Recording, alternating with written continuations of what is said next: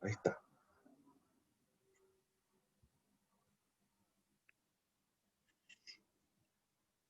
Bueno, vamos a charlar un poquito más sobre control de calidad y vamos a hablar de los tipos de errores. Recuerdan que en la clase pasada habíamos charlado sobre los errores sistemáticos y aleatorios, los habíamos presentado simplemente.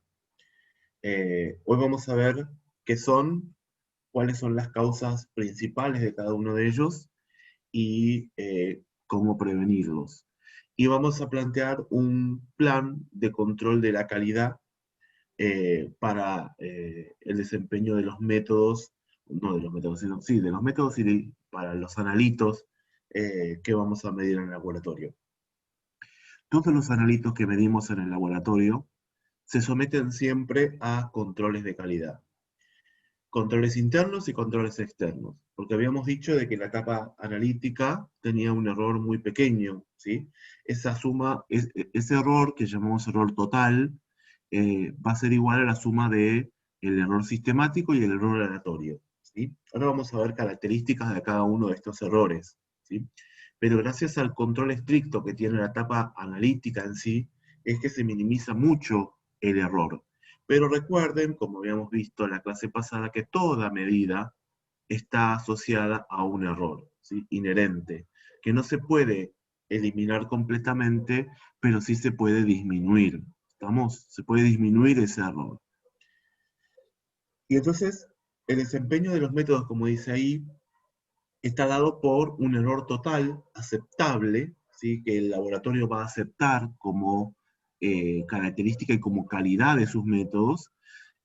Por ejemplo, yo puedo aceptar un error total hasta un tanto por ciento, ¿sí? Ese sería como el error máximo admitible o aceptable, como estamos hablando los perros.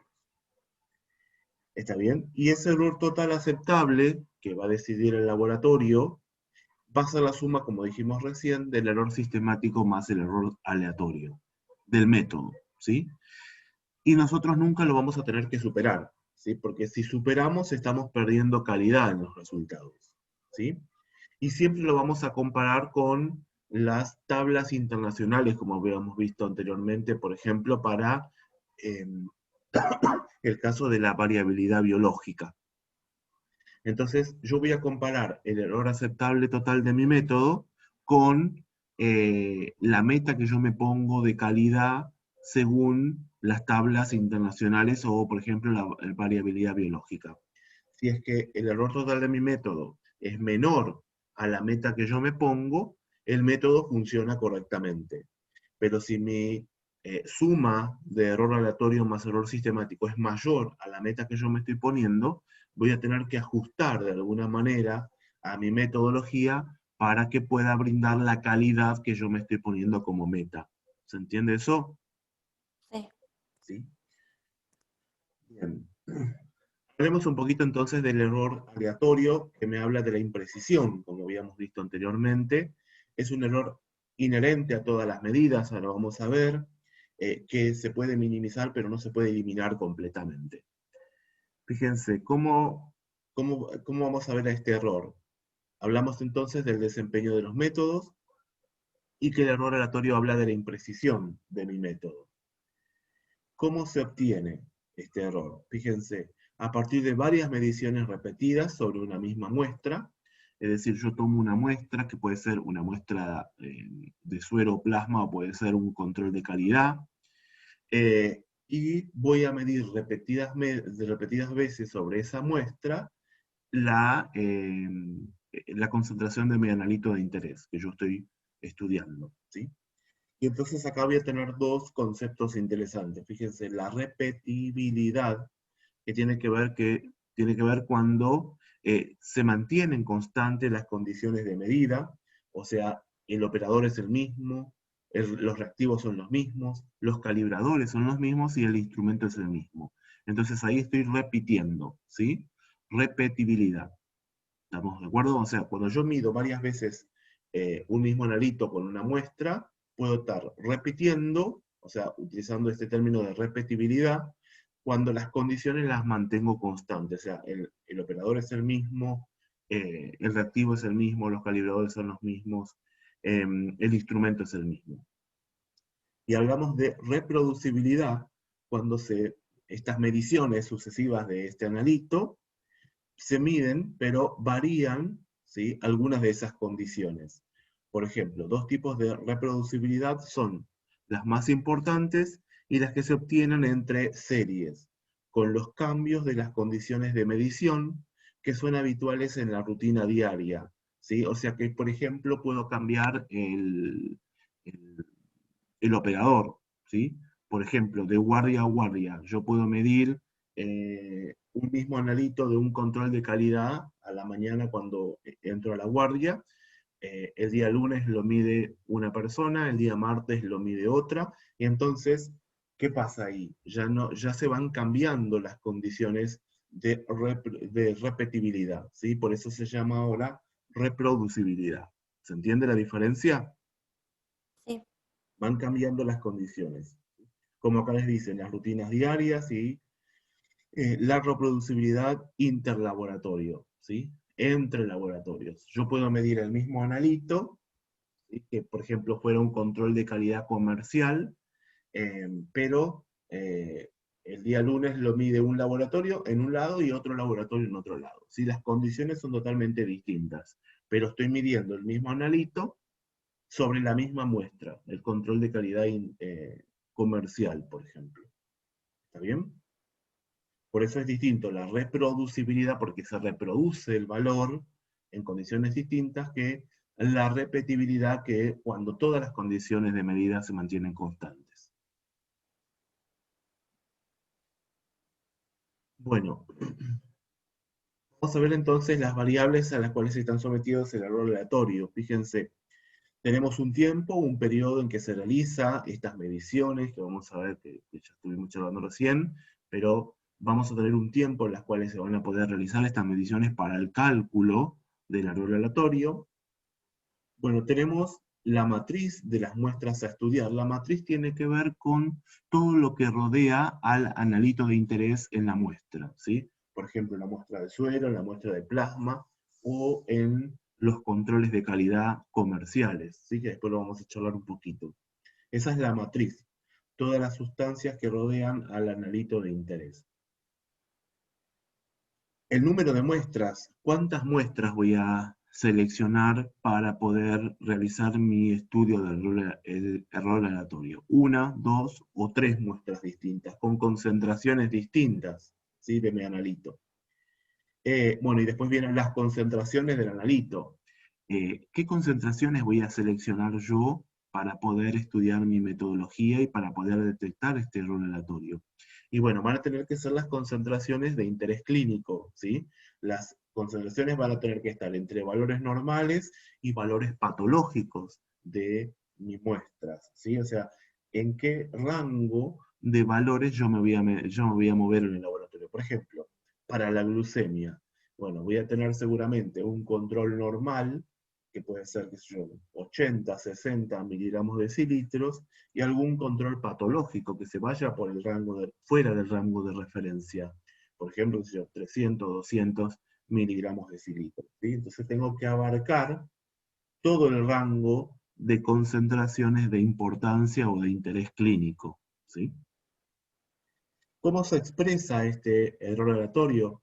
En desvío estándar. DS para nosotros va a ser desvío estándar, o en coeficiente de variación, CB porcentual, ¿sí? Si lo multiplicamos por 100 y sería coeficiente de variación porcentual. Estamos entonces. Por último, la imprecisión inicial puede no incluir la variabilidad debido a factores que ocurren a lo largo del tiempo, tales como la recalibración, si hay que calibrar un analito una o varias veces, porque se van de rango, después vamos a estudiar eso. Cambios de lotes de reactivo, esto tienen que tener muy en cuenta. ¿Qué hay que hacer cuando uno cambia de lote de reactivo? Ustedes están, la gente de segundo año está cursando la práctica, ¿no? También, chicos. ¿Qué materia, profe? ¿Cómo? ¿Qué La materia? práctica, ¿están cursando? Ah, sí, sí, con analía. Con analía, está bien. Bueno, seguramente con eso van a ver, ¿qué están viendo ahora? ¿No están viendo controles? No, ¿no? No, vimos algo en el primer cuatrimestre. Ah, bueno. Van a ver la importancia de el cambio de lote. ¿Ustedes saben qué se hace cuando, por ejemplo, estamos trabajando con un instrumento de química clínica, por ejemplo, y cambia el lote de reactivo? ¿Saben qué se hace? Yo sí. Bueno, sí, Martina, vos porque ya sos grande, te iba a decir. Ya acusaste. Yo soy vieja.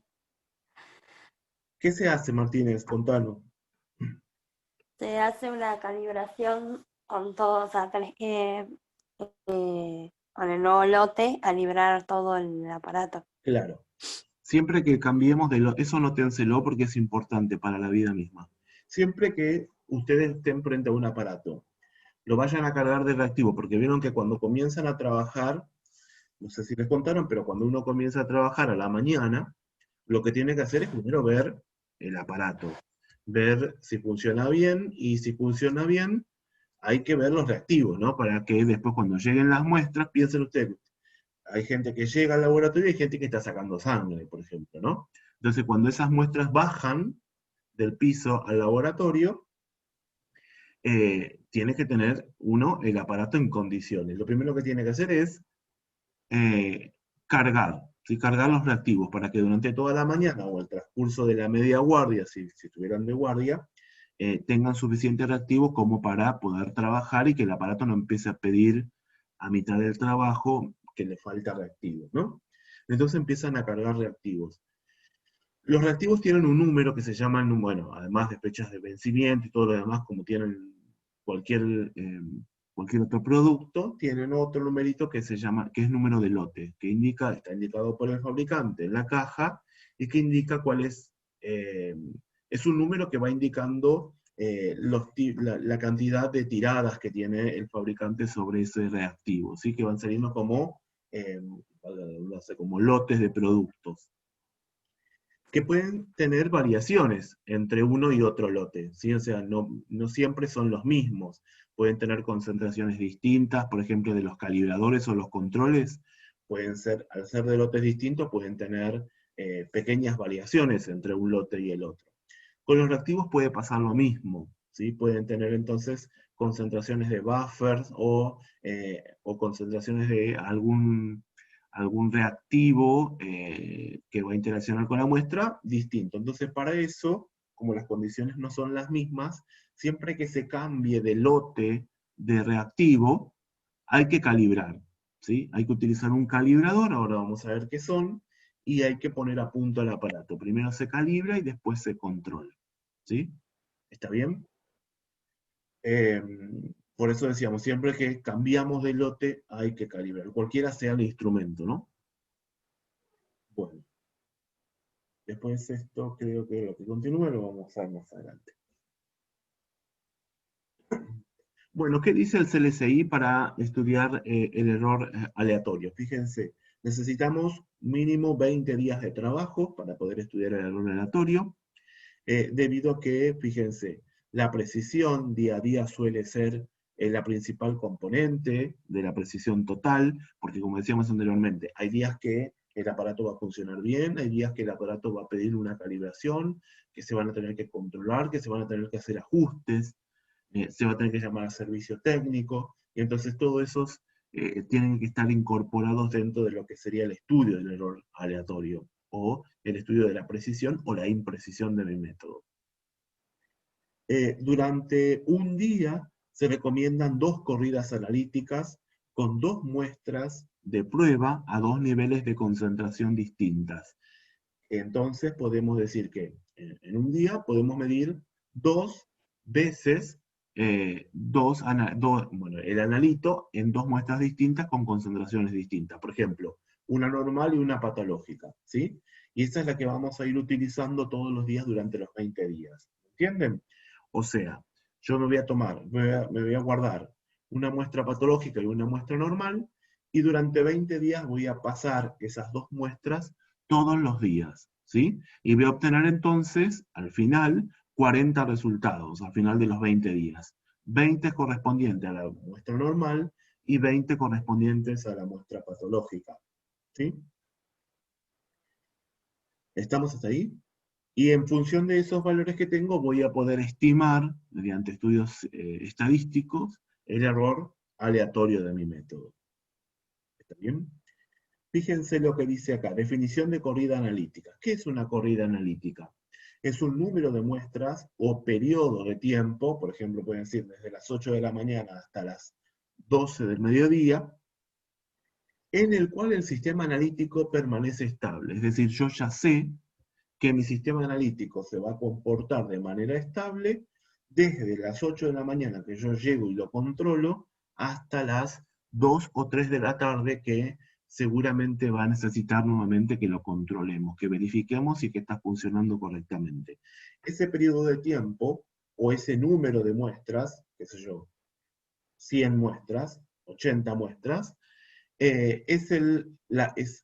definimos a nosotros como corrida analítica, ¿sí? Porque es el periodo de tiempo o cantidad de muestras en el cual el sistema analítico se mantiene constante, estable, ¿sí? Con las condiciones que yo planteé al momento del inicio del trabajo. ¿Se entiende? Bueno, además, dice, se recomienda, esto es el CLSI, el CLSI es el organismo internacional que dicta todas las normas para trabajar correctamente en el laboratorio clínico, recomienda incluir en la serie analítica, en la serie de corrida analítica, los materiales de control de calidad interno. Eso es importante.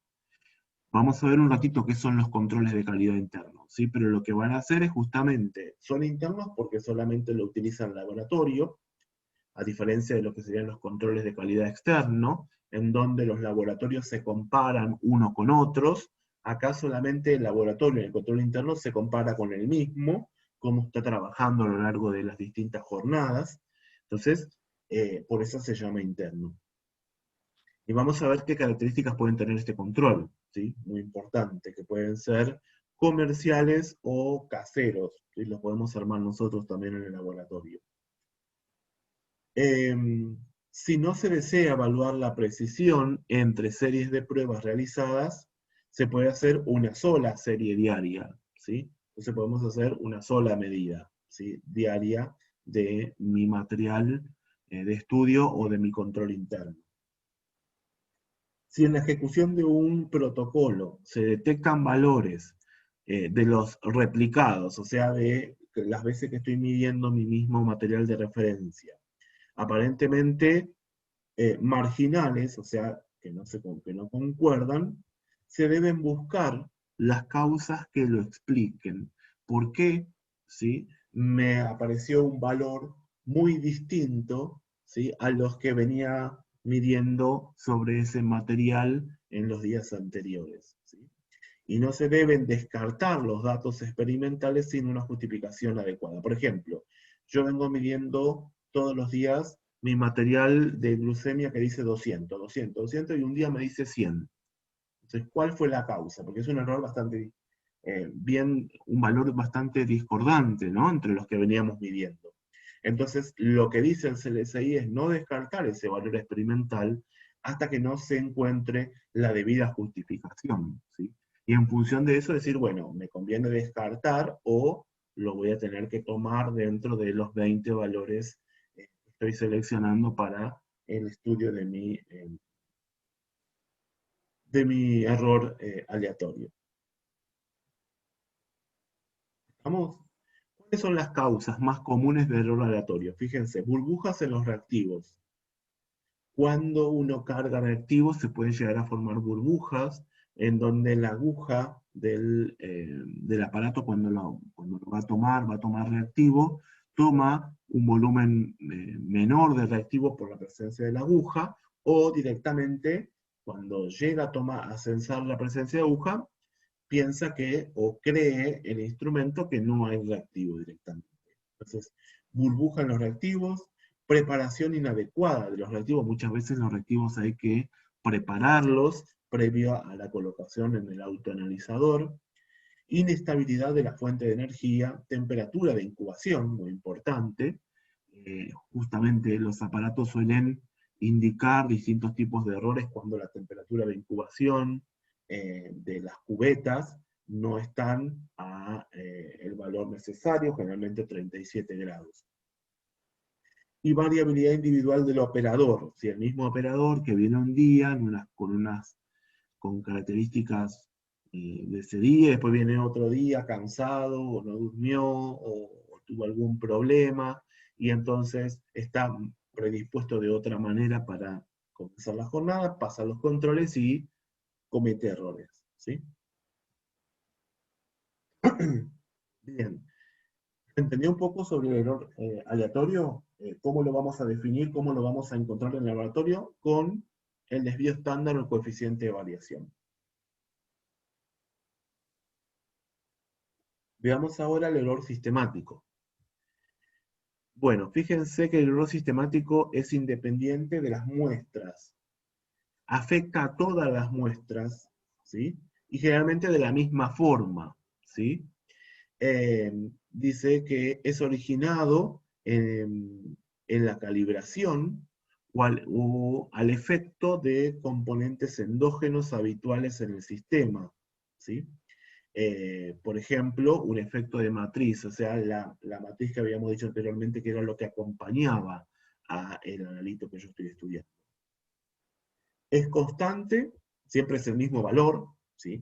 El error aleatorio no, el error aleatorio puede ser, qué sé yo, un día, si yo mido la glucemia de mi material de referencia que es 200, un día me puede dar 201, al otro día me puede dar 203, pero al otro día me puede dar 198, ¿sí? El error sistemático va cambiando, mientras que el error aleatorio va cambiando, mientras que el error sistemático es constante, ¿sí? Y siempre tiene una misma dirección. Siempre o va a ser positivo o va a ser negativo. ¿Le siguen? O sea, siempre va a ser mayor o siempre va a ser menor, dependiendo de para dónde esté ubicado el error sistemático. ¿Me siguen? El error aleatorio fluctúa, ¿sí? Puede ser positivo, puede ser negativo, me puede dar un valor más alto y un valor más bajo. ¿Se entiende la diferencia?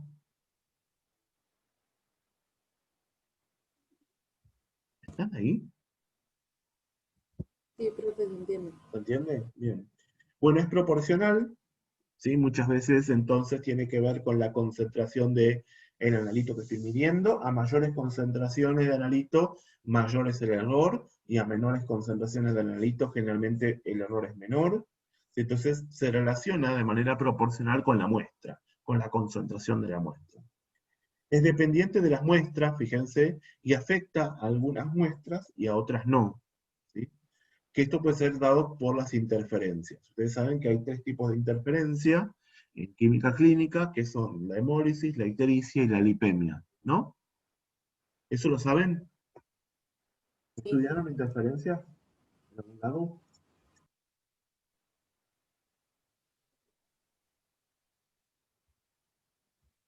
¿Sí o no? La idea de que las clases sean en el momento tiene que ver con que podamos charlar, ¿no? Si alguno se entiende o yo les pueda preguntar cosas, porque para eso pongo los videos nada más, ¿eh? ¿Vieron interferencias en alguna materia?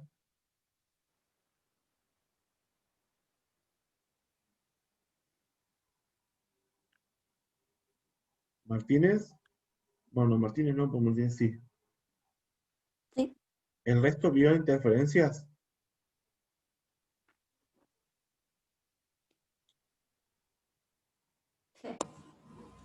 Sí, las vimos con Adriana, eh, no sé si como un tema, digamos, que, o sea, lo charlamos, digamos. Ah, está bien. Muy por arriba. ¿En qué afectan los distintos tipos de interferencias? Eso no lo vieron. No, pero sabemos que pueden afectar en los resultados de las determinaciones. ¿Y cómo y por qué afectan? No. No. Está bien. Igual algo en... ¿Vimos en fisiopatología sobre hemólisis? No, no vimos.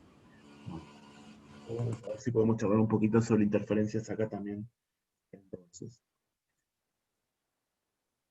Bueno, me voy a anotar eso, referencias.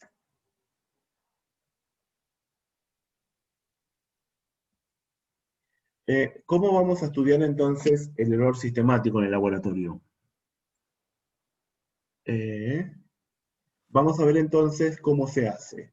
Fíjense, vamos a definir al error sistemático como, en realidad, el bias, o vamos a definir también como una diferencia, lo que sería una diferencia entre el valor verdadero de nuestra muestra y el valor que nosotros estamos obteniendo en los replicados, ¿sí? de esa muestra, ¿sí? La media. Entonces, la media me va a estar hablando de el valor sistemático. La diferencia entre la media poblacional, de que es lo que yo obtengo en mis sucesivas mediciones de mi analito, y el valor verdadero. Esa diferencia va a ser el error sistemático, ¿sí? Entonces, ¿qué se va a hacer? Hay que hacer comparaciones con un material de referencia de valor certificado. Ahora vamos a ver qué significa con conmutabilidad demostrada. Vamos a hacer comparaciones de los valores obtenidos por el laboratorio con un grupo par en el control externo de la calidad. El grupo par en el control externo de la calidad es el grupo de laboratorio que trabaja en las mismas condiciones o condiciones muy parecidas a nosotros. O sea, aquel que tiene el instrumento parecido o igual instrumento de medida, el mismo autoanalizador, que utilizan los mismos reactivos y calibradores y controles de calidad, ¿sí? Ese va a ser mi grupo par. Y va a ser mi grupo de laboratorios con el cual yo me voy a comparar en un proceso de control externo de la calidad, ¿sí? Bueno, la comparación del método en uso con otro, asumiendo que el otro sería mejor o sería el método de referencia, eso también lo pueden hacer con el control externo de la calidad.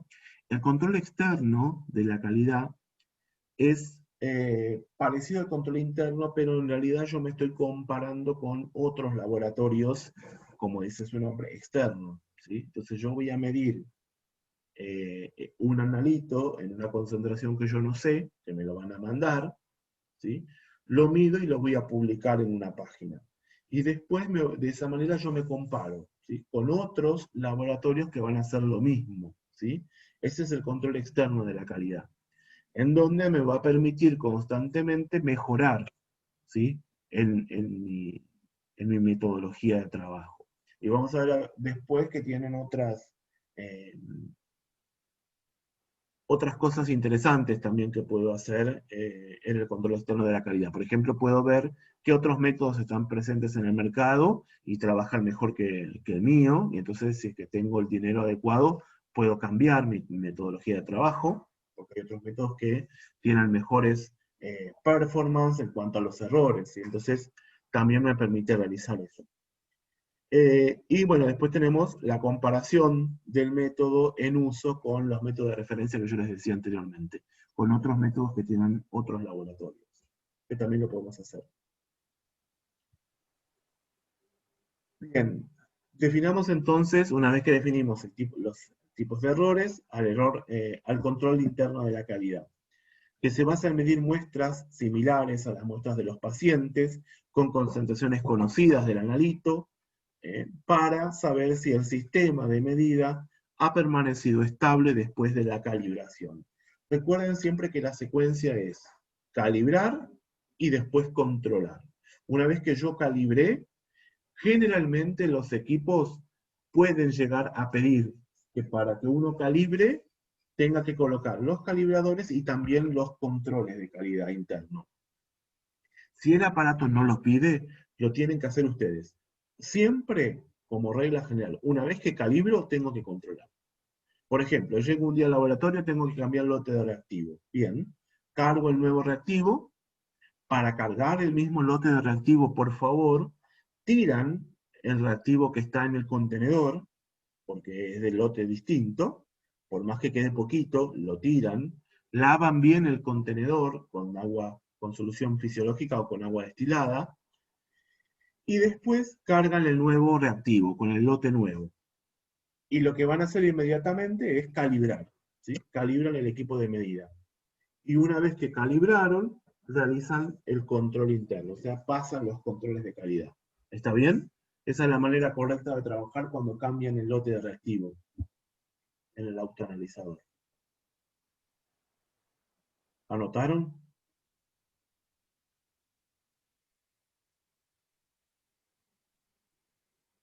Silencian, no silencian los micrófonos. Porque si no cuesta mucho, cuando yo pregunto, no responden.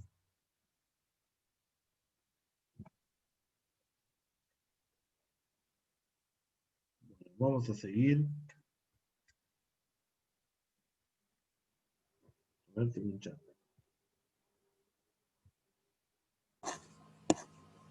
Bueno, está bien, Yelma. Bueno, esa cosa anótenla, ¿eh? Son preguntas de parcial y de final. Bueno, control interno de la calidad. Principales causas de errores sistemáticos, que era lo que habíamos terminado de hablar, estos tipos de errores. Cambios en el lote de reactivo, muy importante.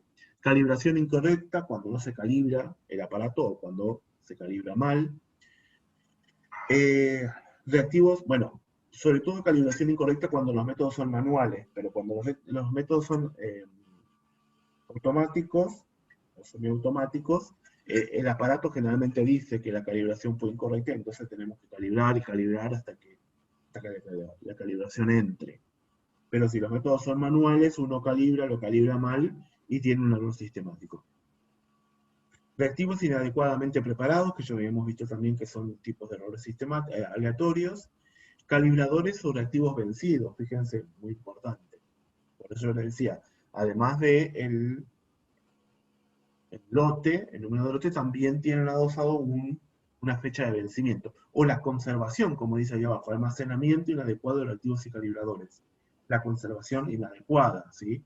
De los reactivos. Hay reactivos que van en la ladera y hay reactivos que van a temperatura ambiente, ¿sí? Entonces, cuando llegan los reactivos, lo primero que hay que mirar es cómo se deben conservar en el laboratorio. ¿Bien? Desajuste de las agujas, de los pipeteadores, desvío de la temperatura de incubación, deterioro de la fuente de luz, o sea, de la lámpara que va a medir la absorbancia, o sea, que va a generar la luz incidente. Después lo vamos a ver a eso, vamos a hacer muchos problemas sobre absorbancia y transmitancia. ¿De eso vieron algo ustedes? Los de segundo, no Martínez. Con Mauricio en química instrumental el cuatri pasado nos quedó pendiente para ver. Vimos algunos problemas con analía. De absorbancia. No problemas, los conceptos. Bueno, entonces nosotros vamos a hacer problemas con dilución metidos en el medio para poder ejercitar diluciones y para ver entonces los temas de absorbancia, transmitancia y concentración. Ley de Lambert y Beer, entonces, ¿vieron ustedes con Mauricio? Ah, no, quedó pendiente, dijiste. Sí, con la analía, sí. Con Mauricio vimos el concepto, la definición. Ah, está bien.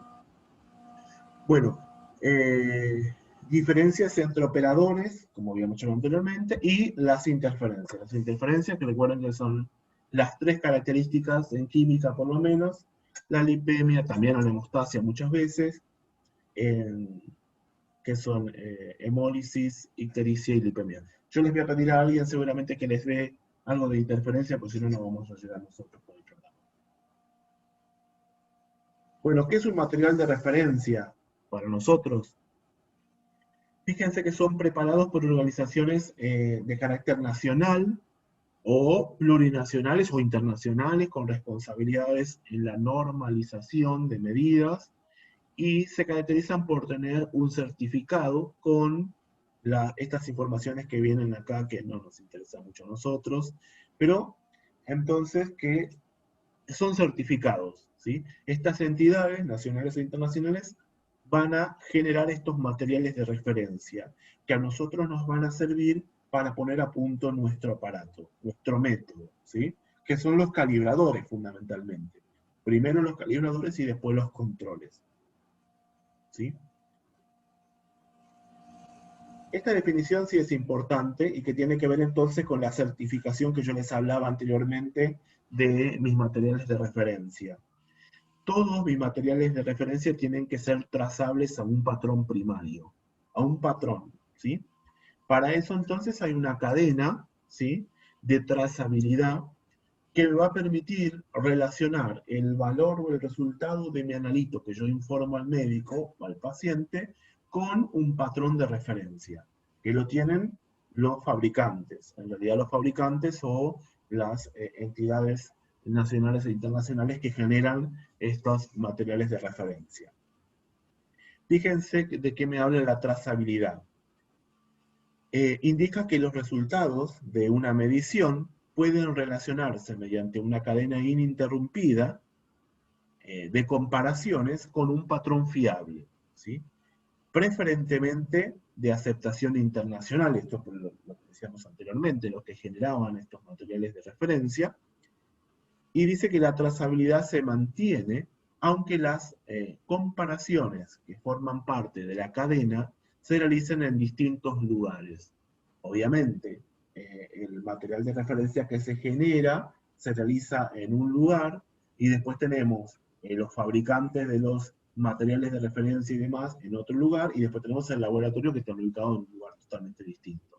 ¿Sí? El laboratorio emite un resultado y ese resultado se relaciona mediante esta trazabilidad con el patrón primario que tienen estas entidades internacionales.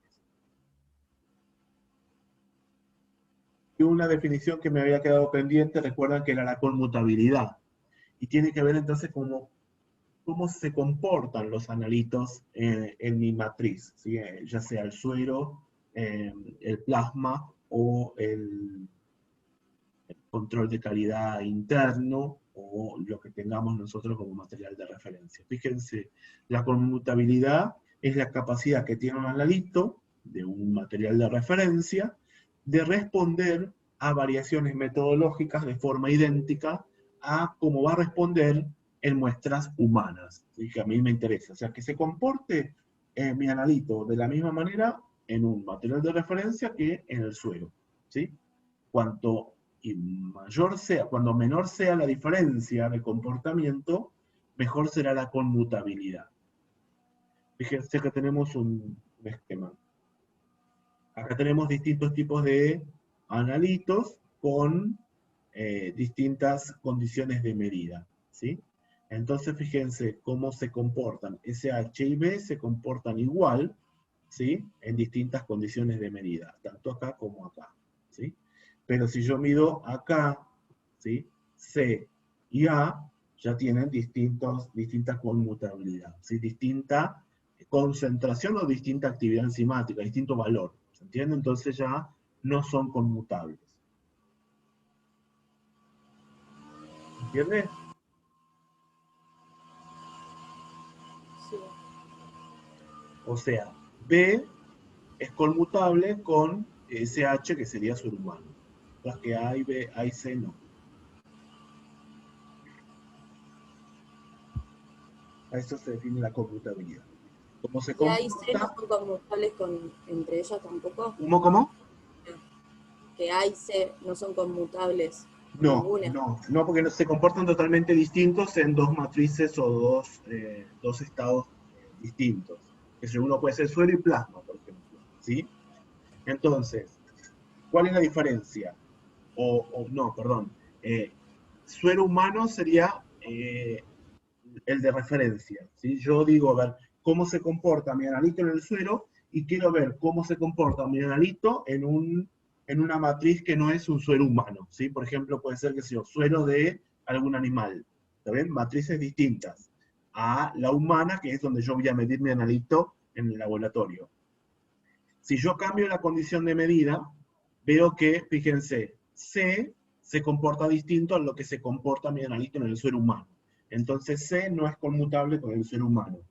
Pero si me fijo, qué sé yo, B, que es otra matriz en donde se encuentra mi analito de interés que estoy estudiando, fíjense, se comporta de la misma manera en esta condición de medida y en esta condición de medida. Por lo tanto, entonces, B resulta ser conmutable con el ser humano, ¿sí? ¿Está bien? B Sí, como otra matriz en la cual se encuentra el analito. ¿Se entiende? sí, sí. Bueno, y acá tenemos entonces parte de lo que sería esta cadena ininterrumpida, que es la trazabilidad, fíjense, desde la muestra, que se procesa en el laboratorio de rutina. Fíjense, entonces tenemos los resultados que se van obteniendo, subimos a los calibradores, que vienen con los patrones, ¿sí? Y desde los calibradores a los materiales de referencia certificados que tienen los generadores de estos calibradores, ¿sí? Estos centros de referencia que van a producir estos materiales de referencia para poder utilizarlos en los distintos laboratorios, ¿sí? Eh, entonces los fabricantes se van a agarrar de estos materiales de referencia, van a generar los calibradores y los calibradores van a ser utilizados por el laboratorio para poner a punto los métodos y para generar estos resultados al paciente o al médico. Acá tenemos lo mismo, no lo vamos a analizar porque es claro, pero fíjense acá tienen el laboratorio clínico, fíjense las muestras de los pacientes que se generan a partir de procedimientos de medida de rutinas, pero que estos, fíjense, están relacionados con los calibradores comerciales, que los hace el fabricante, ¿sí? Y después estos calibradores, a su vez, están relacionados con las organizaciones internacionales que tienen los patrones de referencia. Entonces, para detectar los errores de control interno de calidad, tenemos que tener en cuenta el tipo de material de control que vamos a utilizar, vamos a ver algunos ejemplos, cuántos controles por corrida analítica vamos a hacer, ya sabemos lo que es una corrida analítica, qué reglas vamos a aplicar, las reglas de Westgard. ¿Escucharon hablar de las reglas de Westgard? No.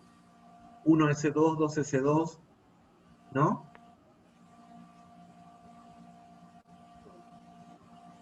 Evaluación de las reglas de control de calidad para ver si es que se superan o no se superan cada una de esas reglas. Y cuál es la magnitud del error a detectar. ¿Sí? Eso es lo que vamos a ver, que son importantes para plantear un plan de control de calidad interna. Bueno, reactivos, calibradores y muestras. Fíjense, utilizar el mismo lote de reactivo y material de calibración siempre, que sea posible, no siempre se puede. En la práctica diaria van a ver que no siempre se va a poder, y los controles cambian de lote, así que, y también muchas veces va a pasar en los hospitales, sobre todo, de que cambian de licitación y van a cambiar de marca, también de reactivos y calibradores. Entonces siempre que cambien de reactivo y calibrador van a tener que volver a estudiar el error del método, el sistemático y el aleatorio. Las muestras, perdón, los materiales de prueba deben ser perfectamente mezclados, pueden ser mezclas de sueros de pacientes congelados a menos 20 grados centígrados. Estos son los que se llaman, anoten, pool de suero. El pool de suero, o pool de muestras de pacientes, son mezclas de una cierta cantidad de pacientes, ¿sí? De muestras de pacientes, que uno después los va a condicionar, los va a licuotar en distintos Eppendorf o en distintos frasquitos, los va a congelar y todos los días va a sacar uno, ¿sí? Esos van a tener un valor determinado que ustedes van a medir en el laboratorio y los van a utilizar como material de control, ¿sí? El pool de suero. ¿Está bien? Eso es lo más común que se utiliza. Ya no tanto hoy en día, por suerte, porque va a tener algunos problemitas que ahora vamos a ver. Un pool de suero. ¿Qué problemita le pueden llegar a ver a ustedes a un pool de suero como material de control?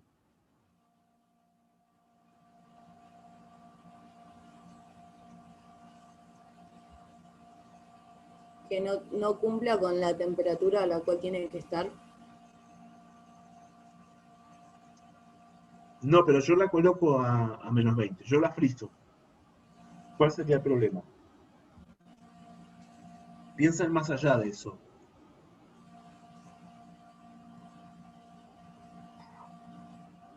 Yo cuando tengo el laboratorio, por ejemplo, cuando yo quiero controlar un aparato de química clínica, tengo un montón de analitos, ¿no? Que voy a medir. Urea, creatinina, glucemia, ¿sí? Compuestas alcalinas, GOT, GPT, militotal, directa. Entonces, uno de los problemas que tienen es que los pools de suero generalmente, ¿yo qué necesito tener? Como decíamos anteriormente.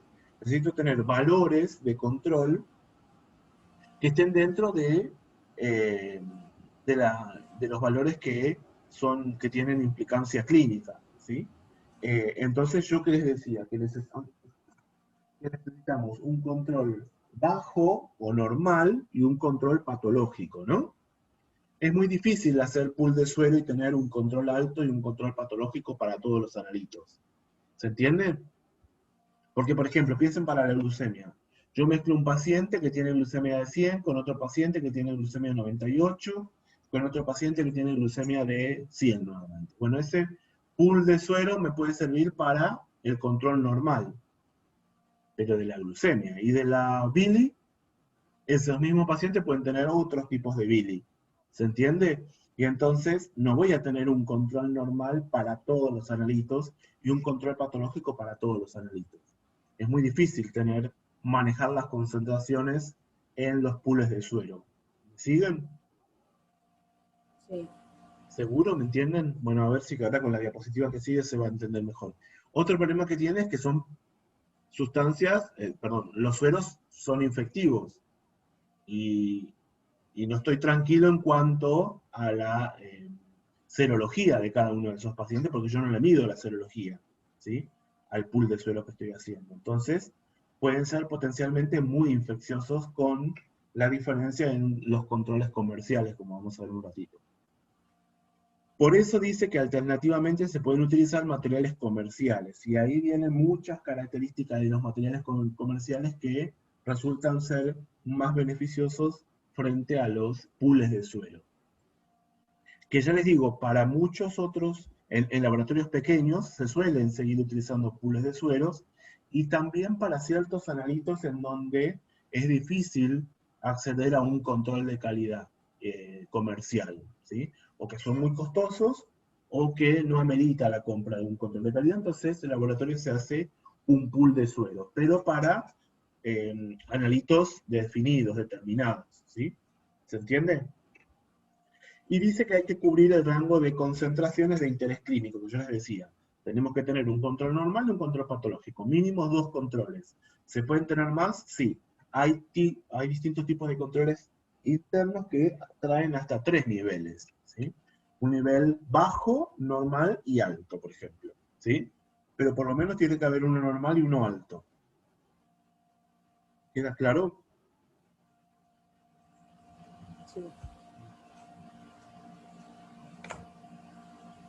Bueno, fíjense lo que dicen las recomendaciones internacionales para los laboratorios, sobre todo de rutina, de planta.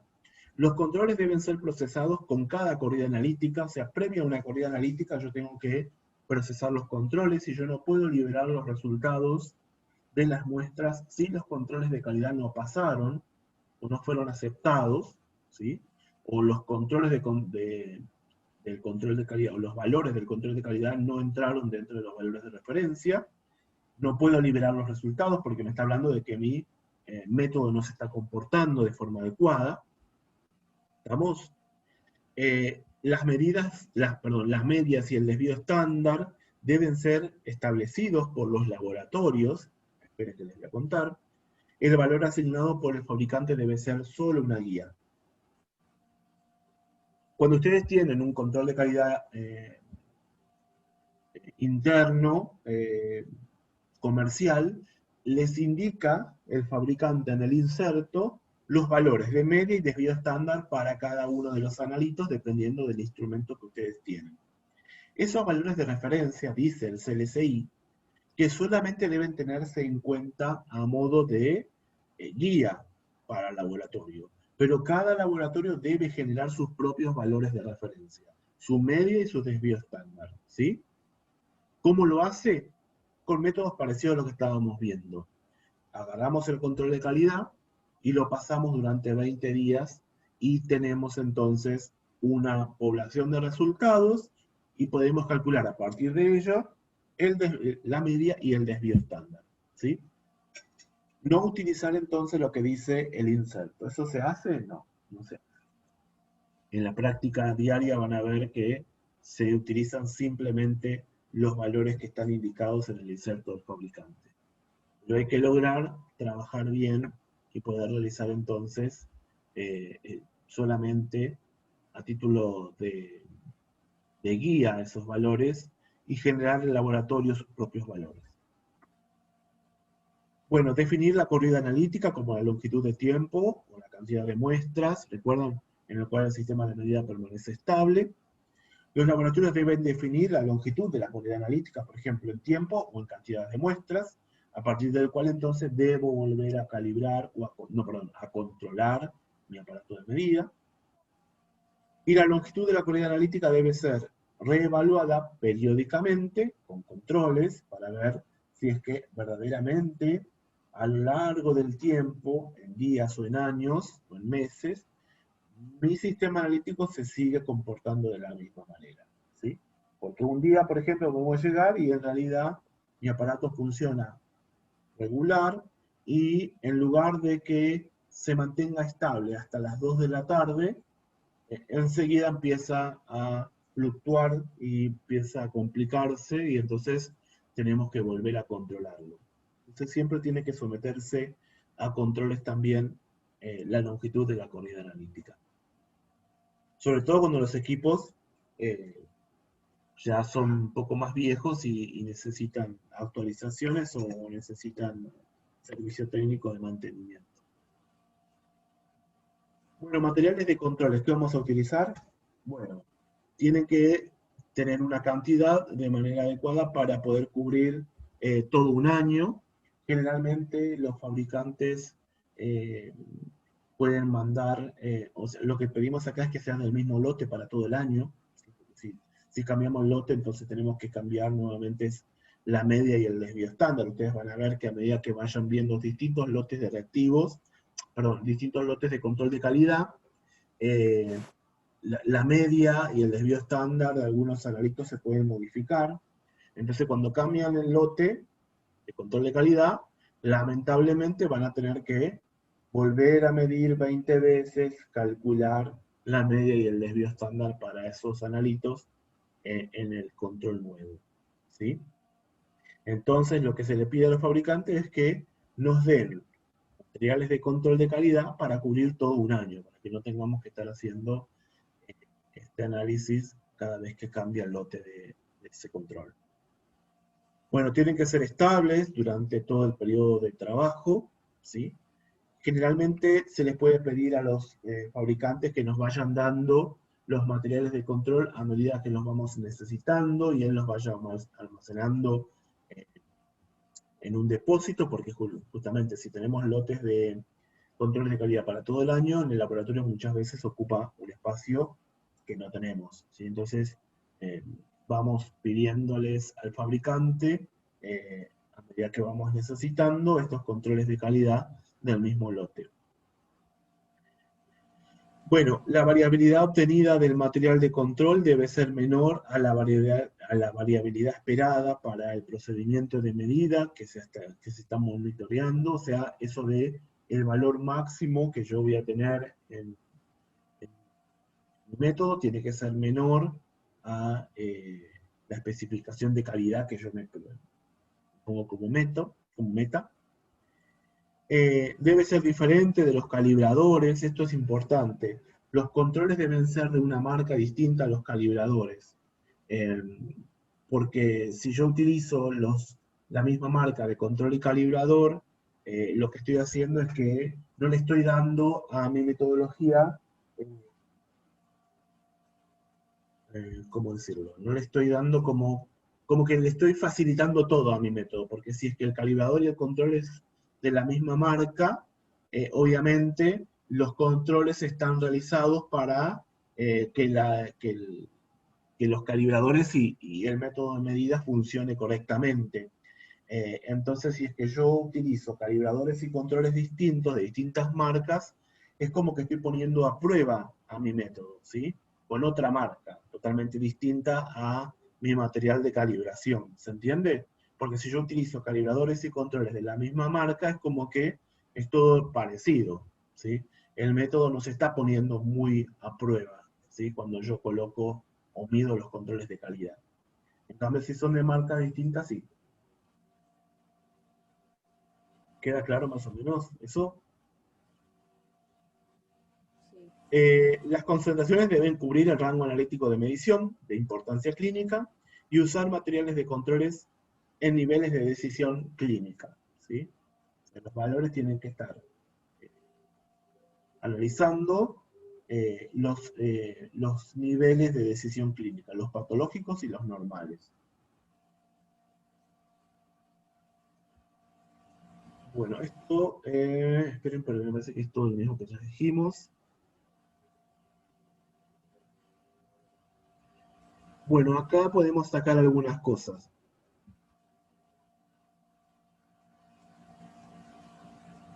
Esto, ¿dónde colocar? ¿Cuándo medir los controles de calidad? ¿Cuándo pasar los controles de calidad? Bueno, fíjense, al principio y al final de una corrida analítica pueden detectar tendencias. Generalmente se utilizan al principio. Ustedes llegan, ponen a punto el aparato y pasan los controles de calidad. Chequean cómo dieron los controles de calidad y arrancan a procesar las muestras. Esa es la forma habitual que van a encontrar ustedes, que es cómo se debe trabajar. Se pueden pasar en cualquier momento, se pueden pasar más tarde también, ¿sí? O se pueden pasar varias veces al día, según, por ejemplo, si estamos en una guardia. Así es que la corrida analítica está definida para una determinada cantidad de muestras y las superamos, entonces volvemos a pasar los controles de calidad. Y después dice otra cosa interesante, que dice que los controles inmediatamente después de la calibración pueden dar falsos resultados de precisión y no proveer estimaciones de las tendencias durante la corrida analítica. Por eso muchas veces se controla, se controla y después más tarde se vuelve a controlar, ¿sí? Pero siempre que uno va a calibrar tiene que controlar. Eso anótenselo bien. Cuando uno controla, después, cuando uno calibra, después tiene que controlar.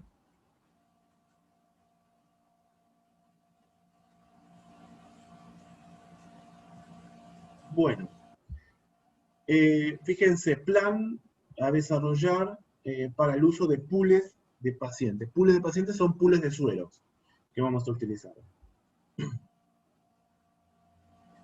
Fíjense estas preguntas. De acá surgen los problemas que yo les decía anteriormente. ¿Deben probarse todas las muestras de pacientes para enfermedades infecciosas antes de mezclar con el pool? La verdad que no, no se hace eso, porque demanda un costo extra para el laboratorio, obviamente. El plan contempla las regulaciones éticas, referentes al consentimiento del paciente antes de usar las muestras como parte de un pool de pacientes. ¿Esto qué quiere decir? Que el paciente no da su consentimiento para que yo utilice su muestra como material de control de calidad, ¿sí? No tengo un consentimiento informado. Lo que consiente, o sea, lo que permite el paciente simplemente es que se determinen en él, su muestra, los analitos que el médico ha solicitado, ¿sí? Entonces eso también es importante. Pero por otro lado, esto de la ética se pierde un poquito o no es tan importante porque al generar un pool de suelos se pierde la identidad del paciente en el pool, ¿sí? ¿Es importante tener pools con concentraciones de analitos en puntos de decisión médica? ¿Es posible lograr estas concentraciones? Sí, es posible lograr, pero para algunos, no para todos. A ver si me entienden. Si yo quiero, como yo les decía anteriormente, si yo quiero lograr un pool de sueros para una glucemia, 200 miligramos decilitros, ¿sí? Pero también quiero que ese mismo pool de suero me sirva para colesterol, ¿sí? Para colesterol patológico también, porque 200 dijimos de glucemia, es muy difícil lograr concentraciones de colesterol y glucemia patológicas o normales, ¿se entiende? En un pool de suero, ¿sí? Porque puede llegar a ser que los pacientes que tienen una glucemia alta tengan colesterol bajo, o algunos tengan bajo y otros tengan altos. Entonces cuando yo mezclo, voy a tener un pool de suero para control patológico de glucemia, pero para colesterol seguramente sea otro valor, que quizás sea hasta bajo. ¿Entiende lo que quiero decir? Entonces es difícil generar pools de sueros con concentraciones de analitos, de varios analitos, en distintos rangos de referencia. Bueno, y después otra pregunta, ¿cómo se logra y se mantiene en el laboratorio la homogeneidad de los materiales? Porque muchas veces, sobre todo las enzimas, van disminuyendo en estabilidad, van disminuyendo en porcentaje de actividad a lo largo del tiempo, si no se almacenan adecuadamente. Los analitos van decayendo en concentración. Esa es otra complicación que tienen los pools de suero. ¿Cómo se estabiliza y se almacena el pool? Bueno, generalmente frisados a menos 20 grados centígrados, y debe asignarse un número de lote y fecha de vencimiento, ¿sí? Un número de lote lo definimos nosotros, y fecha de vencimiento hasta cuándo lo vamos a utilizar. Lo mismo que a los que tienen definido el control de calidad interno comercial. ¿Se entiende esto? ¿Lo entienden o no?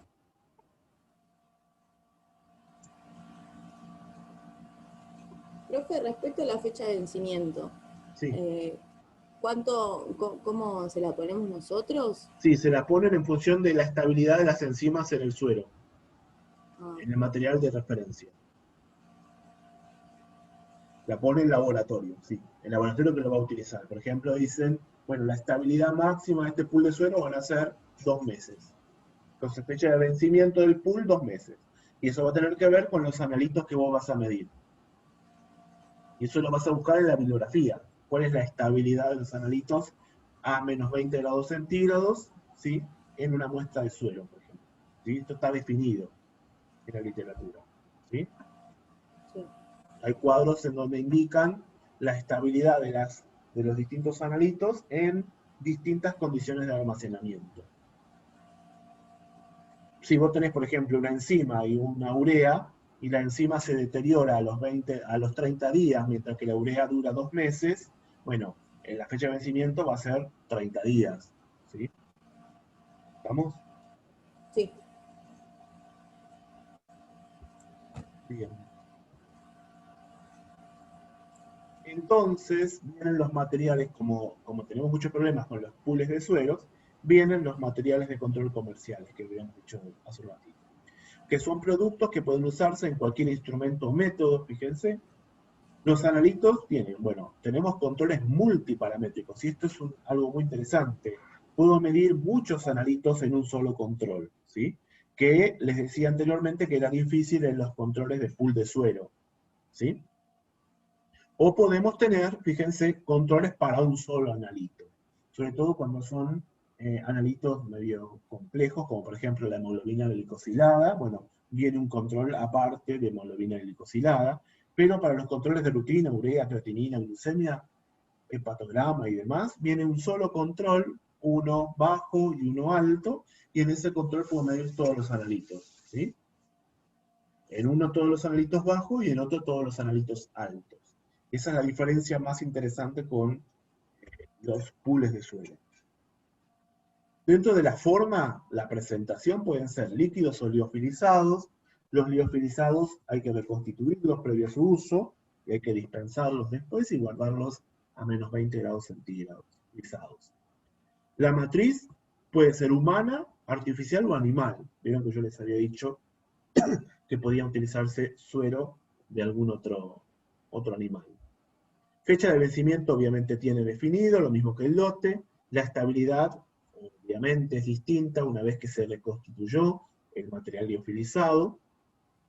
Y los costos, ¿está dentro del presupuesto del laboratorio? Si no está dentro, y bueno, trabajaremos con pools de sueros. ¿Sí? ¿Queda claro eso? Las ventajas que tiene un material de control comercial. Si bien no son infectivos, se debe trabajar y el inserto va a recomendar que se lo manipule como si fuera una muestra más, tomando todas las precauciones adecuadas para el manejo de muestras humanas infectivas o potencialmente infectivas. ¿Sí? Pero tienen disminuida su infectividad.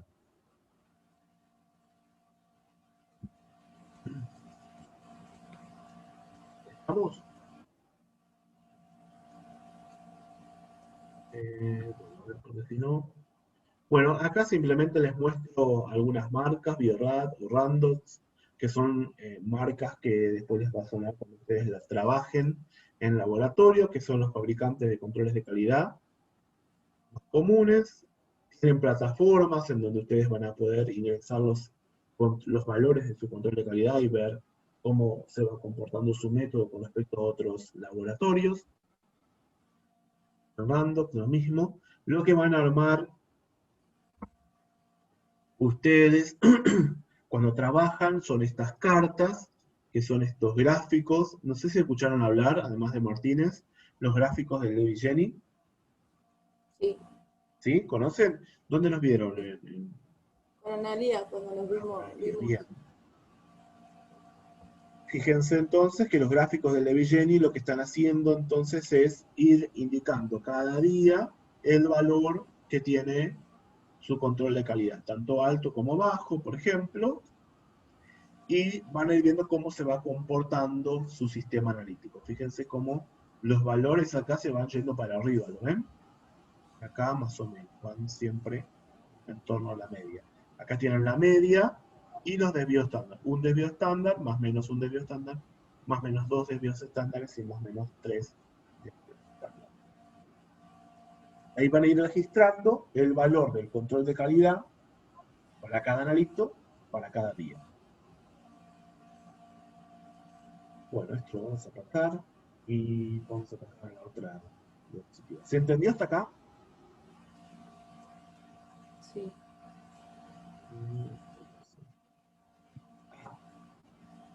Esperen.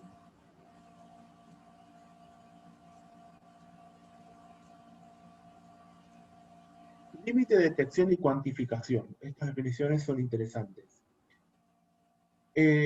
¿A qué se refiere el límite de detección? Si ustedes lo tienen que decir. Es lo que dice acá. Es la más baja, la menor concentración del analito que puede ser detectado, pero con exactitud, por el instrumento de medida, ¿sí? Generalmente, muchas veces estos límites de detección están indicados ¿en dónde? ¿En dónde los ven ustedes a los límites de detección?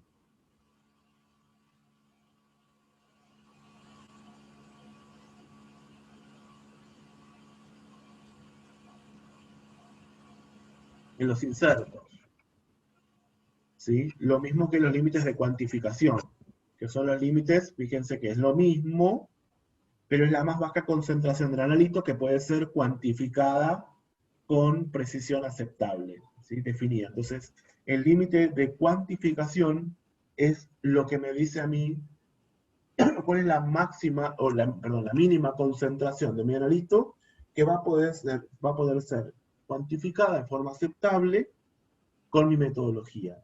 Entonces, si yo, por ejemplo, mi límite de cuantificación es de 0,45 miligramos de decilitro, y tengo 0,20, yo no puedo poner 0,20 en el resultado, tengo que poner menor a 0,45, menor a mi límite de cuantificación. ¿Está bien? Porque por debajo de 0,45 yo no sé cuál es el comportamiento de mi método, ¿sí? Ese valor que yo estoy indicando puede ser ese o puede ser otro. Lo que sí sé es que es menor a 0,45, que es mi límite de cuantificación.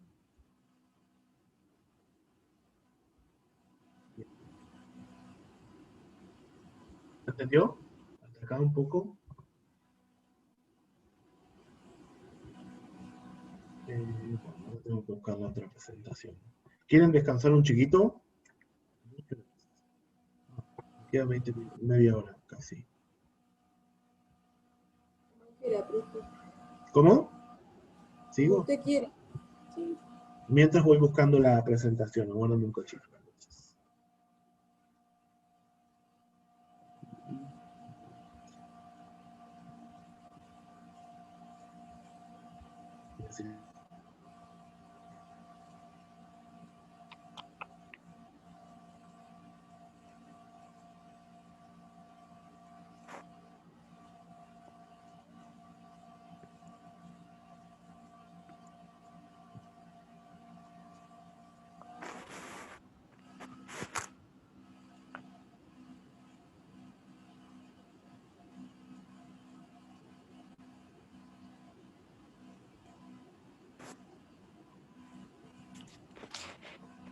Profe, esta clase es hasta las 11, ¿no?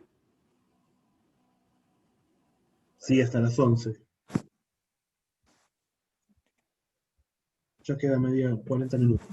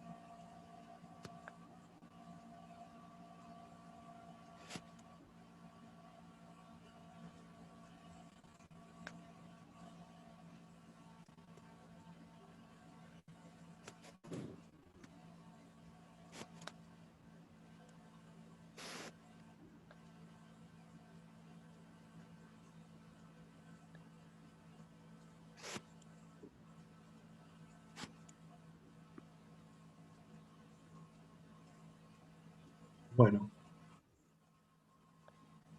¿qué es eso que sale ahí? ¿Alguien está dibujando? No, no puede ninguno de ustedes.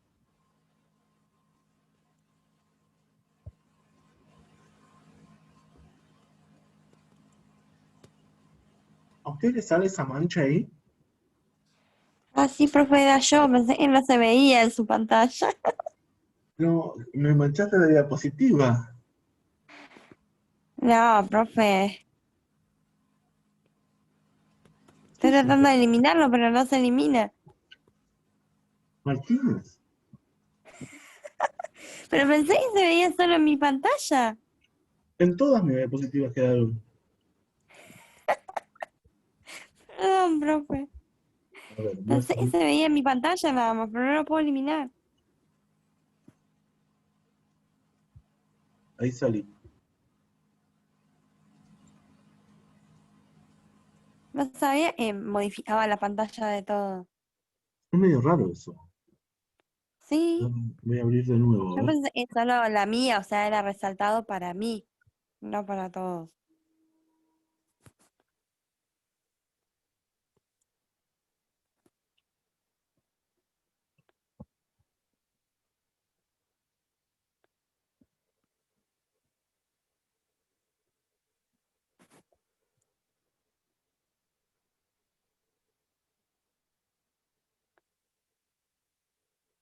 Ahí está. Mm.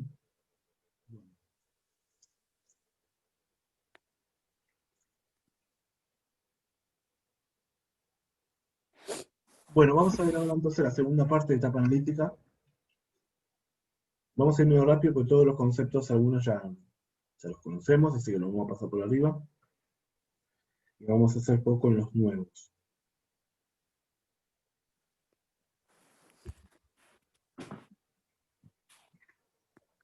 Bueno, la norma ISO 15189, como habíamos dicho que era la norma que regularizaba, o regulaba, perdón, el laboratorio clínico, dice que el laboratorio debe diseñar un sistema de control de calidad interno adecuado para verificar el logro de la calidad esperada en los resultados que uno va a informar.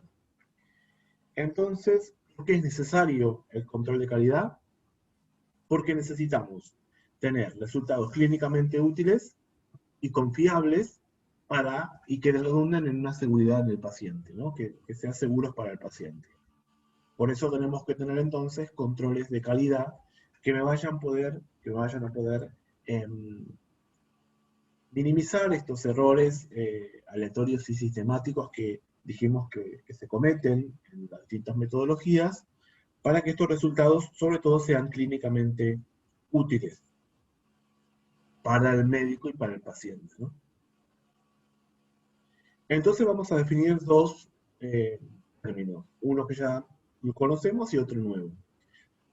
La reproducibilidad y la veracidad de un método, ¿sí?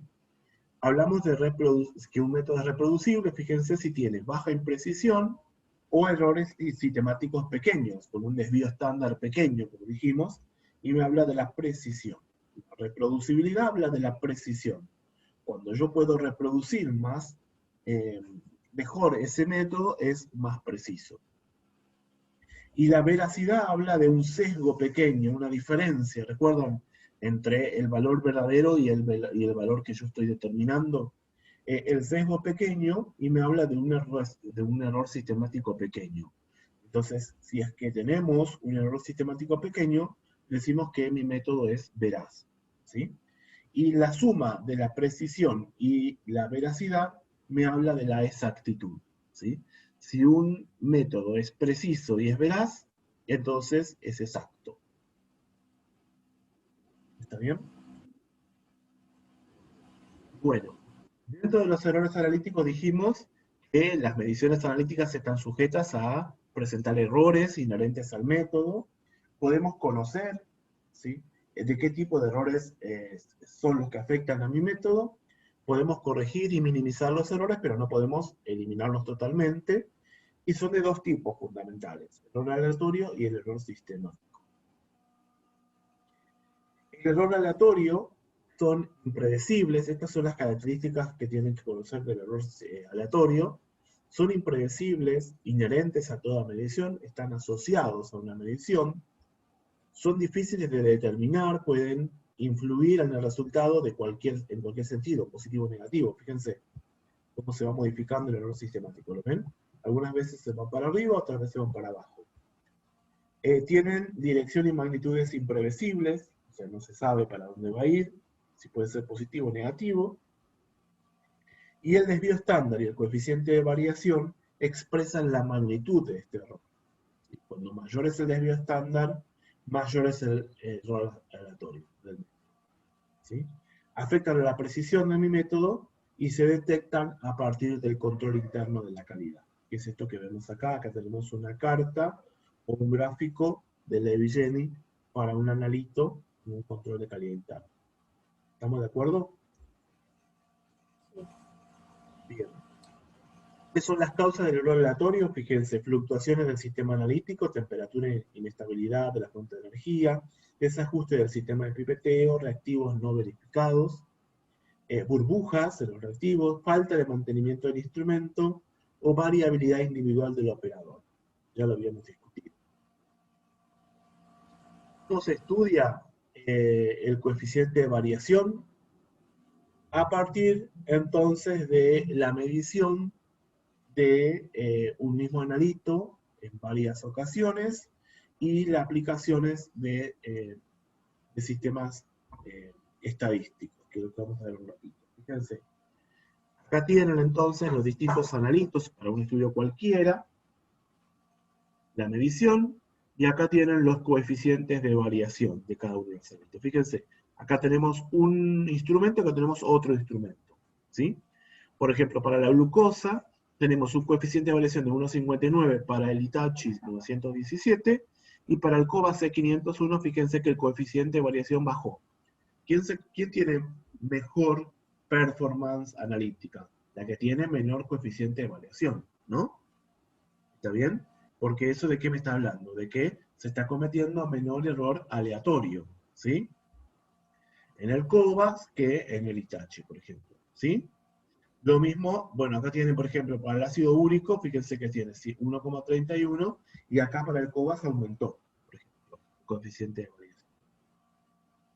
¿Se entiende? ¿Se entiende cómo hay que interpretar estos valores? Fíjense, para la ferremia, por ejemplo, 2,21 en el método con el Hitachi y 1,88 mejoró el coeficiente de variación en el Cobas. ¿Sí? ¿Está bien? Sí, sí.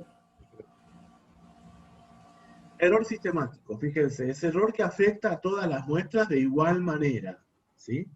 Infrecuencia. Las interferencias pueden ser causa de error sistemático. Se presenta de manera continua y definida en el mismo sentido, fíjense, siempre tiene una tendencia, positiva o negativa, que es lo que dice acá. Puede ser positivo, puede ser negativo, pero siempre con la misma tendencia.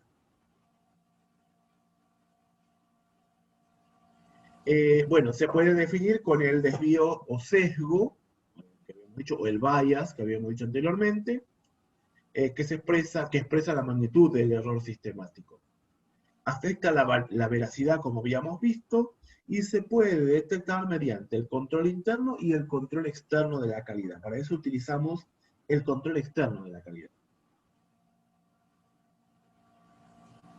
¿Cuáles son las causas de error sistemático? Calibración incorrecta, cambios en el lote reactivo, calibraciones o controles, calibradores o controles, perdón. Error en la reconstitución del control. Esto es importante para reconstituir los controles liofilizados, sobre todo, ¿sí? Vieron que yo les había dicho que los controles de calidad son liofilizados o líquidos. Cuando son liofilizados tienen un problemita extra, que hay que reconstituirlos. Entonces hay que utilizar pipetas graduadas calibradas, hay que utilizar el agua adecuada, con la característica adecuada, y todas esas cosas que si no se cumplen, pueden incluir, ¿sí?, errores. Fundamentalmente, errores sistemáticos en la reconstitución de los calibradores o los controles.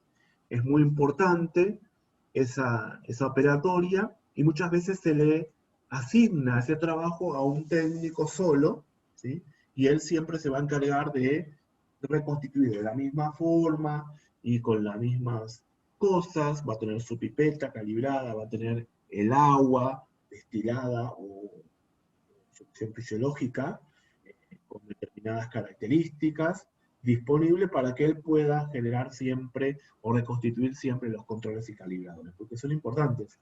Si yo reconstituyo mal mi calibrador o mi control, mi sistema de medida va a estar mal calibrado o mal controlado. Eso tiene que ver con los errores sistemáticos. Bueno, calibradores o reactivos vencidos, almacenamiento inadecuado de reactivos y calibradores, fluctuaciones del sistema analítico, cambio de lámpara, cuando hay que hacer un cambio de lámpara porque la lámpara se agotó, o cambios de cubetas, ¿sí? Las cubetas son los lugares en donde el aparato realiza la reacción química y después la mide. Desvíos en las temperaturas de incubación o deterioro de la fuente de luz, que tiene que ver con el cambio de la lámpara. Bien. La finalidad del control de calidad, entonces, es detectar la presencia de error, que es lo que deberíamos nosotros realizar.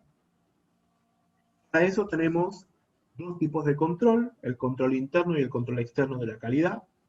Es mandatorio que todos los laboratorios estén asociados a un control externo de la calidad. Van a ver que las obras sociales, si es que uno quiere trabajar con obras sociales, la obra social le va a pedir, ¿sí?, que el laboratorio esté asociado a un plan de control externo de la calidad, ¿sí?, como requisito, justamente para garantizar la fiabilidad de los resultados, ¿no?, que se van a hacer a laboratorio.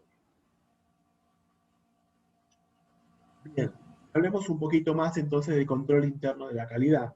Fíjense que permite monitorear la imprecisión de los procesos de medición, detectar errores y controlar la estabilidad y desempeño del sistema de medida.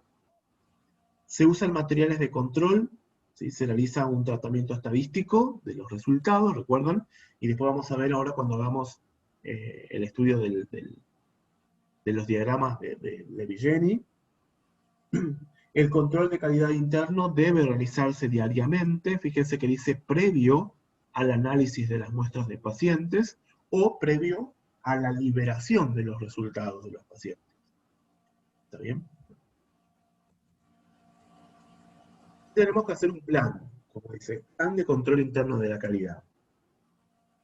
Hay que definir los requisitos de calidad para cada analito, como habíamos dicho anteriormente, el error máximo que quiero cometer.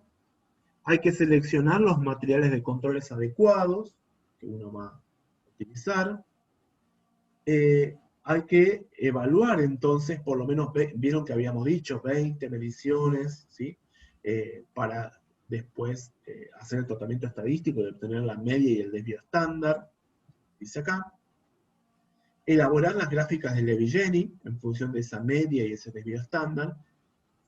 Determinar el desempeño del método para cada analito, ¿sí? Después, contrastar el desempeño del método versus los requerimientos de calidad, ver si es que son mayores o son menores. Si son mayores el desempeño del método que lo que yo quiero como calidad, tengo que hacer los ajustes pertinentes. Seleccionar y ajustar y ejecutar, perdón, apropiados sistemas de control de calidad. QC significa control de calidad. E implementar este procedimiento como rutina en el laboratorio. Todos los días, antes de comenzar a trabajar, hay que pasar los controles y evaluar si es que cada uno de los analitos han pasado los controles de calidad. ¿Sí? Recuerden que tienen que ser como mínimo 2 niveles y tienen que abarcar los valores de significancia clínica, sobre todo. Bueno, acá lo mismo. No mucho más de lo que ya habíamos visto, vamos a pasar porque si no vamos a terminar nunca estas clases. Pero lo más importante es esto, realizar acciones correctivas y mejoras del desempeño analítico cuando los valores que obtengo de mi control de calidad no son los esperados. ¿Qué está pasando con mi sistema de medida? ¿Sí? En esos momentos. ¿Qué tengo que hacer? ¿Qué ajustes tengo que hacer? ¿Tengo que llamar al servicio técnico? ¿Tengo que cambiar el reactivo simplemente? ¿Tengo que poner el reactivo nuevo? ¿Tengo que calibrar? ¿O simplemente vuelvo a pasar el control para ver si es que en esta segunda tanda que paso entran los controles de calidad? ¿Sí?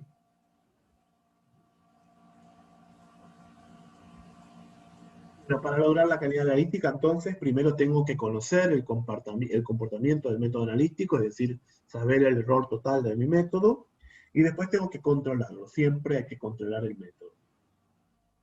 ¿Sí? Bueno, la selección del control de calidad, también lo estuvimos charlando un ratito, pero fíjense, control de calidad, vamos a ver cuáles podrían ser mis materiales de control de calidad. ¿Sí? Fíjense, materiales con concentraciones conocidas, valores asignados por el fabricante, para cada uno de los componentes, ¿sí? Y cada valor se acompaña de un rango admisible. Por ejemplo, dice 25 más menos 0,5. ¿Qué quiere decir? Que tengo como valor medio 25 y como desvío estándar 0,5 para un lado o para el otro lado. ¿Sí? ¿Está bien? O sea que mi valor podría estar entre 20 y 30. ¿Se entiende? Eso significa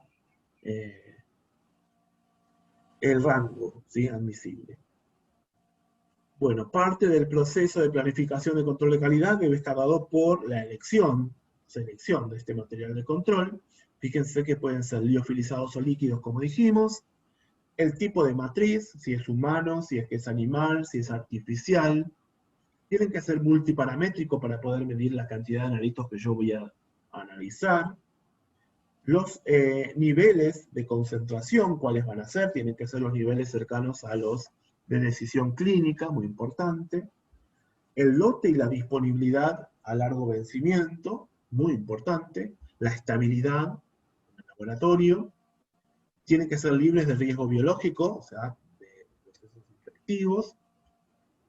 Bueno, hay que evaluar quién va a ser el proveedor del material, después lo vamos a charlar, y los costos versus los beneficios que va a traer al laboratorio, ¿sí? Los materiales de control generalmente son costosos, y hay que ver si es que eso se relaciona con un mayor beneficio o no para el laboratorio. Bueno, lo recomendado por la OPS-OMS, ¿sí? La OMS que recomienda que sean de origen humano, que la matriz sea sérica. Por eso los pools de suero son mejores frente a los comerciales, ¿no? Pero los comerciales tienen otros beneficios que no tienen los pools de suero que charlábamos en la clase anterior. Bueno, que tenga baja turbidez, la caducidad, fíjense, a 1 año como mínimo, el almacenamiento, bueno, líquido a menos 20, liofilizados en refrigeración a 2 a 8 grados centígrados. Fíjense esto qué quiere decir, que una vez que reconstituyo mi control de calidad, los tengo que frizar. ¿Sí? Y una vez que los frizo, para lo único que voy a desfrizar es cuando los voy a utilizar. O sea, yo no puedo frizar, desfrizar y volver a frizar el control de calidad, porque pierde estabilidad los analitos de esa manera. ¿Bien? Entonces, yo los únicos que voy a desfrizar son los los EPENDOS, o sea, las alícuotas de mi control de calidad, que los voy a utilizar, en el momento. El resto va a permanecer frisado, ¿sí? A menos 20 grados centígrados. Bueno, deben ser libres de riesgo biológico, con valores asignados bien definidos, pero recuerden que eso los da el fabricante, y el laboratorio debe definir sus valores para los controles de calidad, y tienen que tener intervalos de valores que consideren valores normales y patológicos. Recuerden que les decía yo que por lo menos tienen que haber 2 niveles, normal o patológico, pero pueden haber 3. Van a encontrarse con controles de calidad comerciales que tienen 3 valores de decisión, ¿sí? Generalmente son bajo, normal y alto.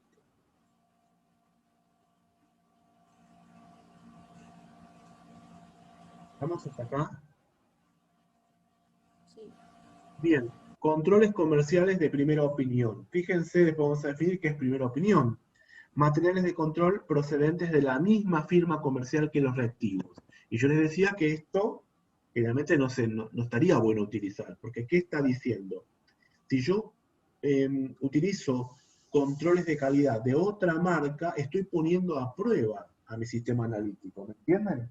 Mientras que si estoy utilizando controles de calidad de la misma marca que mis calibradores y mis reactivos, lo estoy poniendo a prueba de manera eficiente a mi sistema de medición, ¿se entiende?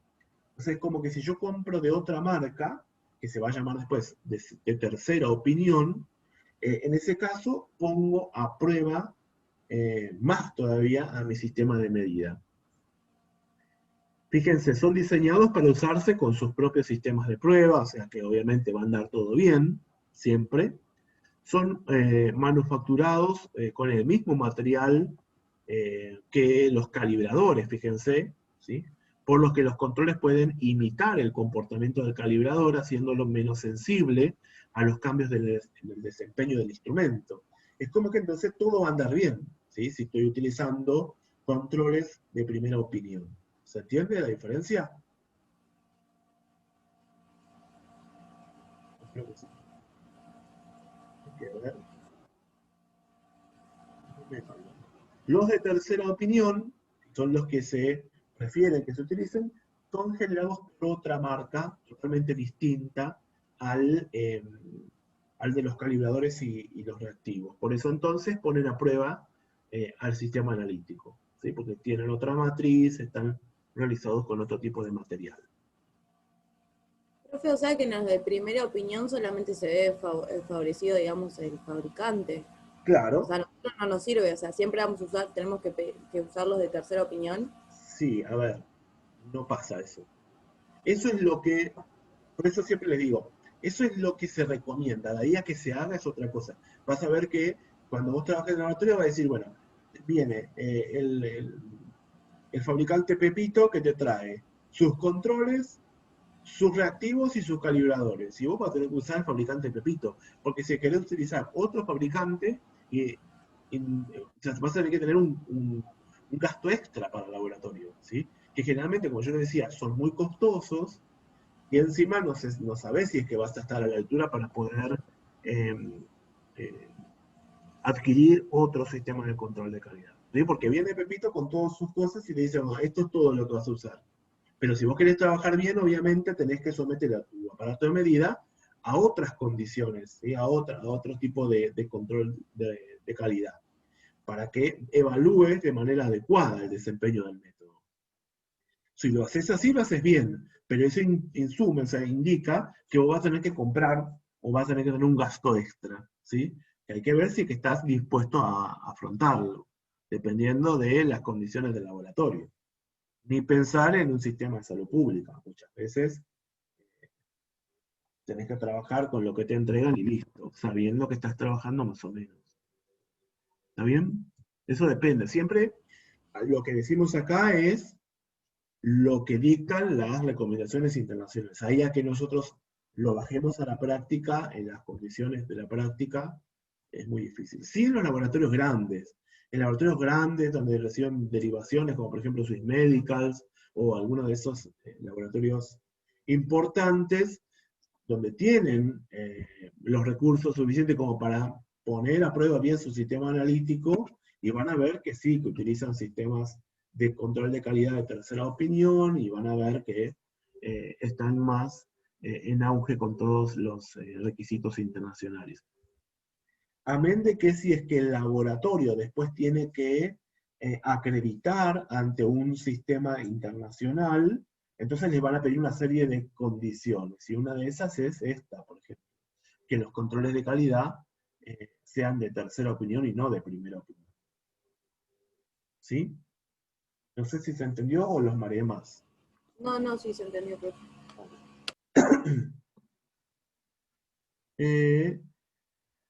Me perdí. Bueno, la preparación de los controles. Fíjense que es un proceso que tiene que estar estandarizado. Como yo les decía, con las pipetas calibradas, si son liofilizados, hay que suspender teniendo en cuenta las especificaciones del fabricante. Fíjense que dice, utilizar pipetas volumétricas certificadas de uso exclusivo para los controles y calibradores.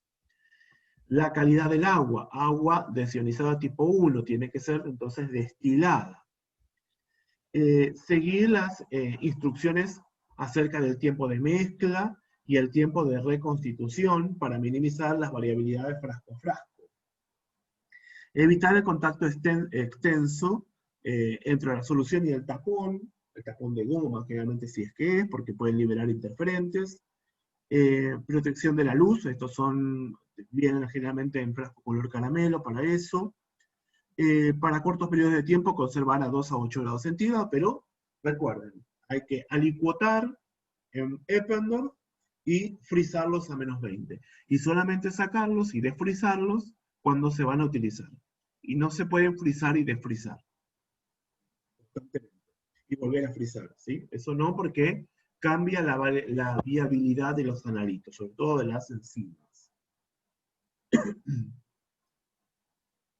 ¿Estamos? Bueno, ¿cuáles son los errores frecuentes en los controles liofilizados? Fíjense, pérdida de las sustancias al reconstituir, la calidad del agua, errores en el pipeteo para la reconstitución, homogenización no adecuada, o tiempo de homogenización no adecuada, bueno, acción de la luz solar, o congelación, descongelación repetida. Vieron que yo les decía hace un ratito. Bueno, esto que yo ya les dije, buenas prácticas, no usar el rango de referencia del fabricante. El laboratorio debe generar su propia media y desvíos estándares, ¿sí? Para hacer los gráficos de Levi-Jennings y después. Bueno. ¿Cuál es la frecuencia en que uno va a pasar los controles de calidad? Una vez al día, 2 veces al día, bueno, depende del trabajo que uno realice, ¿no? Y depende de cómo defina la corrida analítica, que dijimos hace un ratito, ¿sí? Entonces, dependiendo de eso, va a pasar 1 o 2 veces al día los controles de calidad. Eso lo va a definir el laboratorio, dependiendo de cuánto dure su corrida analítica, que ya lo habíamos realizado. Esto lo pasamos. Acá tenemos entonces simplemente a evaluar la frecuencia de los controles y la estabilidad del sistema. Fíjense que acá tenemos entonces los días u horas serían. Acá tenemos para la glucosa, todas son glucosas, después tenemos colesterol y urea, el control 1 y el control 2, el control 1 de la urea y el control 2 del colesterol. Y fíjense entonces cómo, acá están los días, y cómo van cambiando entonces los valores del control de la calidad. Fíjense que acá después se mantiene constante para la urea, perdón, para la glucosa, el control 1, y acá, fíjense que también se mantiene constante, pero después cambia, ¿sí? Y acá vemos que para la urea fluctúa, después se mantiene constante y baja. Entonces hay que ver cuál es la frecuencia que vamos a tener que, en la cual vamos a tener que pasar los controles de calidad. ¿Sí? Entonces definimos, definimos la ronda analítica, o lo que habíamos dicho anteriormente, se me fue el nombre, la corrida analítica. ¿Sí? ¿Cuánto va a durar la corrida analítica?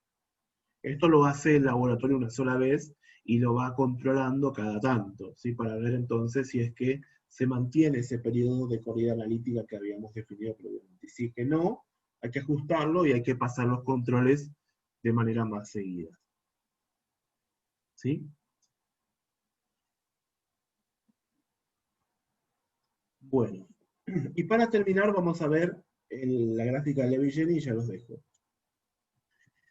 La gráfica de Levi-Jennings me sirve a mí para estudiar entonces el comportamiento del sistema de medida en función de los controles de calidad interno que yo voy midiendo a lo largo del tiempo. Fíjense que es un método gráfico para visualizar entonces los resultados del control de calidad y evaluar si un procedimiento de medida se encuentra en control o no. Se dice que se encuentra en control si es que no supera determinados valores de referencia, y si es que se fue de control, es porque superaron estos valores de referencia, ¿no? Es una herramienta estadística para evaluar entonces la consistencia o estabilidad del proceso, ver sus tendencias, es decir, si se está comportando por arriba o por debajo de la media, determinar cuándo un sistema necesita ajustes, y también para confirmar las mejoras en un proceso. ¿Por qué? Porque luego de que yo realizo una mejora, por ejemplo, viene el servicio técnico, arregla mi aparato de medida, yo lo controlo para ver entonces si es que esos ajustes que se realizaron fueron los adecuados para que el sistema de medida vuelva a entrar dentro de los valores de referencia, se comporte de la manera que yo espero que se comporte para poder medir las muestras de los pacientes. Bien, usando, perdón, de nuevo, usando la media y un rango de, fíjense, más o menos 3 desvíos estándares, se crea una gráfica para cada analito y para cada nivel de control, en donde se ubican los datos del control de calidad diarios.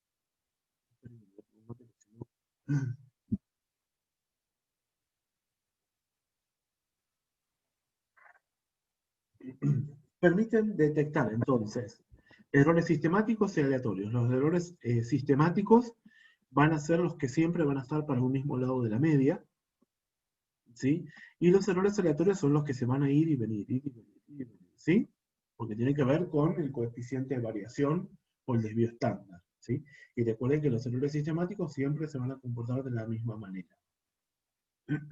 Después ya vamos a ir viendo ejemplos.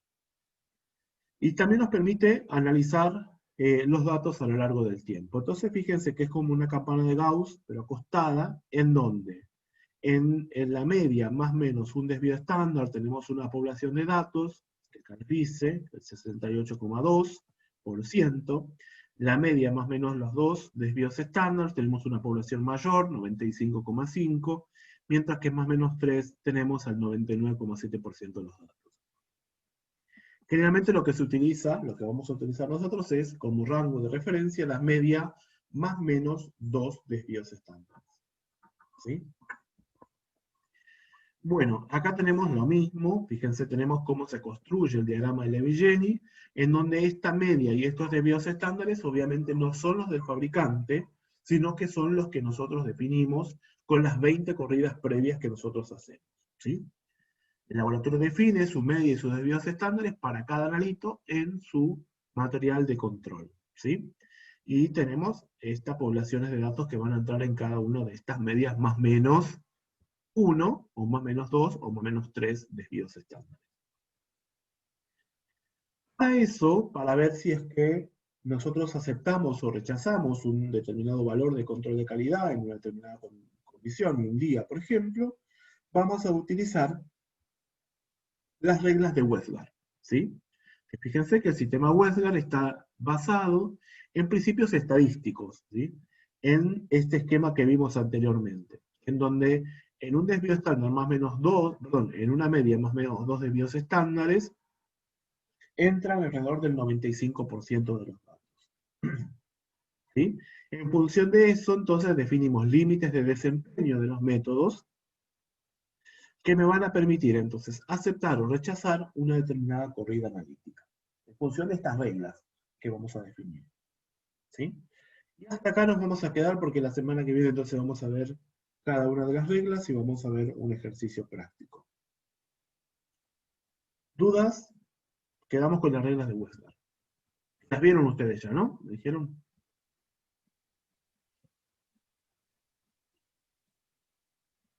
Sí, la habíamos visto muy por encima. Bueno, las vamos a ver bien. Sí, Reglas. yo- ¿Cómo? Vos las viste conmigo, ¿no? yo sí. Bien, vamos a hacer un trabajito práctico con las reglas de Westgard también, después. Bueno, ¿dudas hasta acá? No, Bueno, entonces, si no hay dudas, esperen que voy a anotar quiénes están presentes.